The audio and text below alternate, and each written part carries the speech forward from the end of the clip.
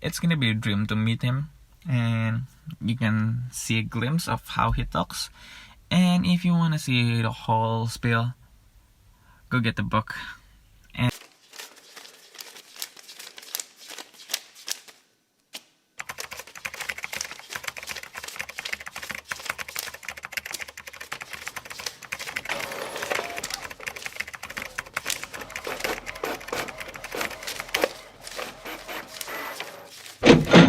It's Alfan. Tune in every Monday. alright, good evening. This is my new concept of Alfan Talks. Cause this is, I think I need a new innovation, and I really thought about it to make a podcast in full English. And it's another alibi that I didn't have a time to interview someone. So today I'm gonna interview a famous American journalist. He wrote a book called Smarter, Faster, Better, or in Indonesia, that the title really attract me, is mengubah sibuk menjadi produktif. That kind of problem is really relevant to me. Like back then, I bought the book in 1 or 2 years ago, but right now it's still relevant. Sometimes we feel busy, and we're really not producing anything at all.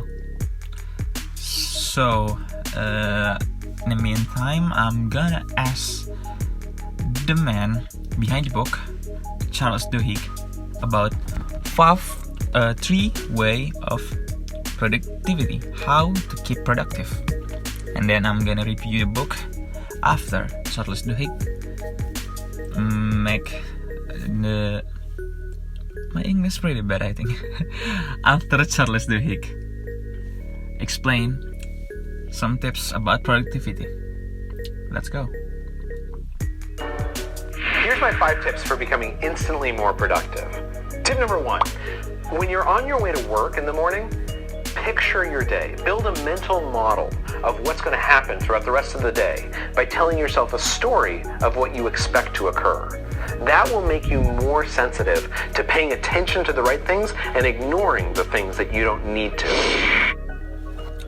Alright, so picture your morning. Take a picture, like a little picture, and then imagine what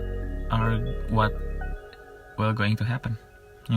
I think put in some positive vibes for the start of your daily routine will be helpful a lot. I tried that. It kind of worked. You should try that too.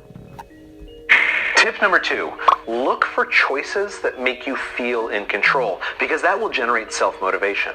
For instance, when you're replying to emails, start each email just by typing a sentence, any sentence at all, that asserts that you're in charge. By deciding where you want to have lunch, or by saying yes or no, anything that makes you feel in control will make it easier to get all those emails done.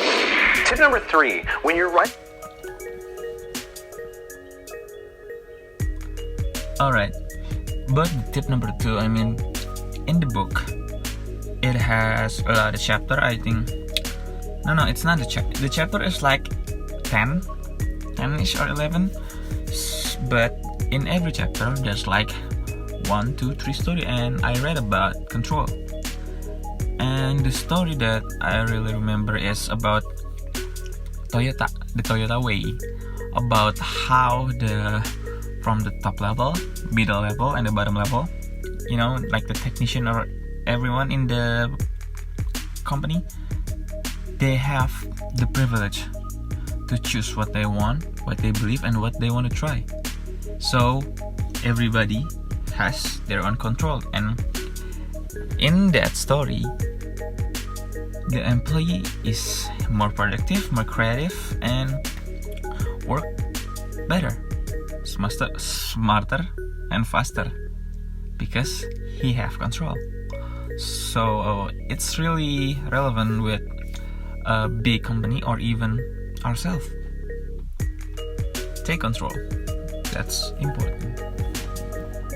Getting a to-do list, always start by putting at the top of your to-do list some big overarching stretch goal, some ambition that will remind you of what to do next. But then underneath, create a sub-goal that's a SMART goal, something that's specific and measurable, achievable, realistic, that has a timeline, because that's going to give you your plan. It's going to tell you what your first step is, and once you have a first step, it's much, much easier to get through everything else on your list.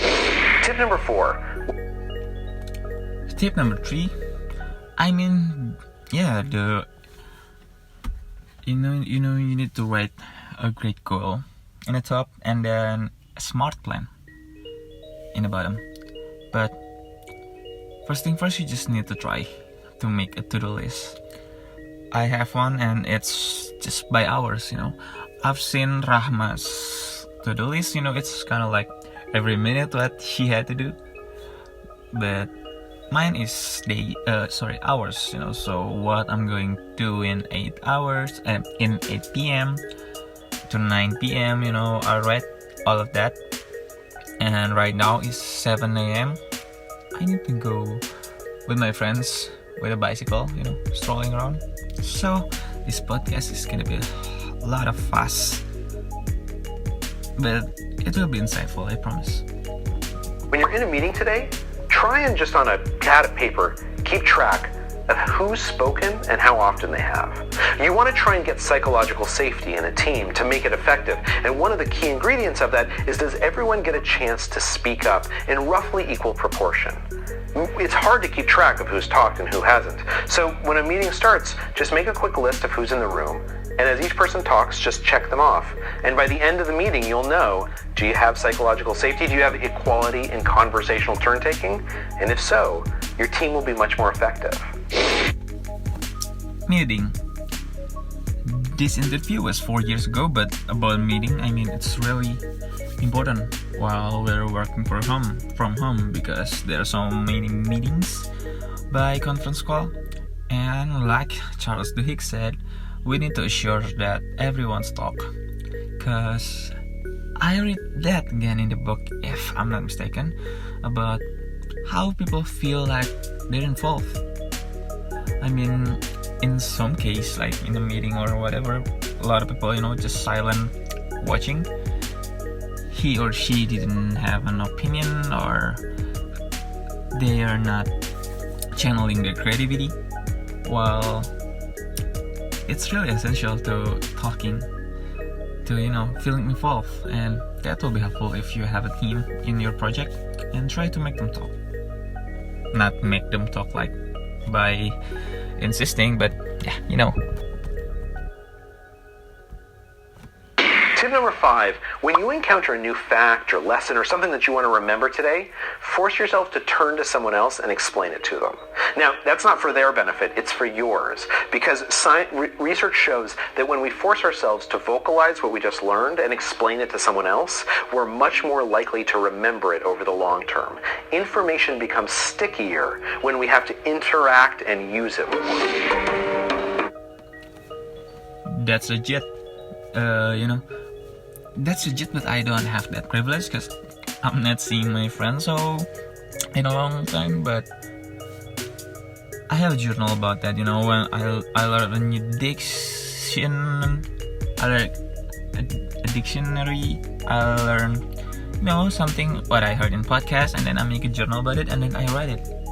Like, I know what dichotomy means right now, holistic. Like, that's so cool. So I write it down, and when I explain something, like in this podcast, the information will get stickier, like he said before.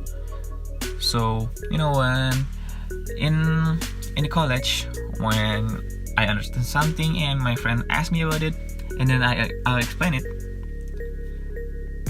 I remember more. I feel that too. So, all the tips from Charles Duhigg is very relevant. And about this book, Smarter, Faster, Better. Cara mengubah sibuk menjadi produktif. This book, like, I'm not buying a lot of physical book because it's kind of expensive. I had a lot of ebook, but when I see the cover, like, there's people walking towards a maze, and there's a big giant heading called Smarter, Faster, Better, and then the subheading called Cara Mengubah Sibuk Menjadi Produktif. This book is really enlightened me in a way. Like, this kind of book is one of my favorite because it had no how to, some book have how to productive and by doing that, but Charles Duhigg, as an American journalist, of course he meets someone great. He analyzed what he saw and put it into words that really, I don't know, I can explain it in English, but it's not a funny book if you want to entertain, but it's very, had very fascinating facts. That book has a story about how airplane crash because of focus. The chapter is like focus, innovation, control, something that will help you to be productive. But in a way, it's not explicit. It's something you need to analyze. It's a story from a real person. I think it's based on real story. And with that, we can analyze with our brain. So, it's kind of like a game if you're a gamer. So you can take what you want in that book and don't take what you don't want. So your brain is still gonna working while reading this, and like Charles Duhigg said, when you focalizing your ideas, or right now, like thinking about it, managing how is focus can be really important. So you remember it because it's not the word like focus, it blah blah blah. No, he tells a story about how a pilot are not focused and the airplane is crashed.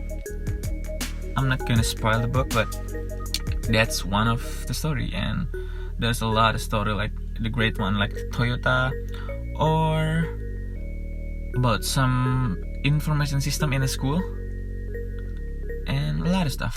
That's a great book, so I suggest you bought it, or you can, I can lend you some. Not some, I have one. I can lend you that book if you want to. Yep. Thank you so much for this podcast.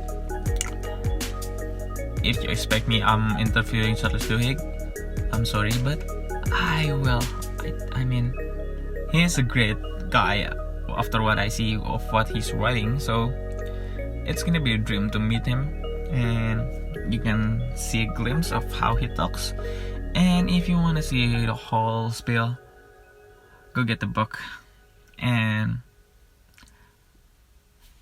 next week, or will be real people, because this week guest is unavailable. So it's fun. Tune in every Monday.